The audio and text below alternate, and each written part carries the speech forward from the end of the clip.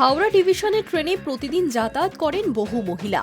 সেই সমস্ত রোজগেরে মহিলাদের নিয়ে এবার বিশেষ ভাবনা হুগলির সাংসদ রচনা বন্দ্যোপাধ্যায়ের।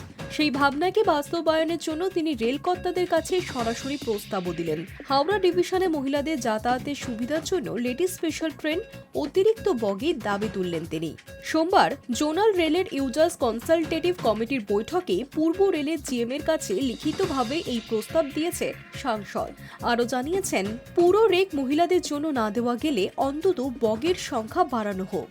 খামারগাছি জিরাটের মাঝে রুকেশপুরে হল স্টেশনে দাবিও করেন তিনি। পাশাপাশি বর্ধমান কট শাখায় গুড়াপ স্টেশনে ভিড়ের চাপ এড়াতে ফুট ওভারব্রিজ করার দাবি করেছেন তারকা সাংসদ খলিলুর রহমান ধুলিয়ান গঙ্গার একটা রোড ওভারব্রিজ তৈরির জন্য রেলের কাছে প্রস্তাব দেন। পাশাপাশি নসিপুর ব্রিজ হয়ে উত্তরগামী ট্রেন চালানোর দাবিও করেন তিনি। জেডার ইউসিসির বৈঠকে উপস্থিত 21 জন সদস্যের মধ্যে রাজ্যের সঙ্গে বিহার ও ঝাড়খণ্ডের সাংসদ ও বিধায়করাও ছিলেন।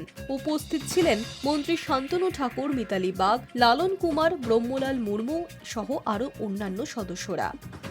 High News network.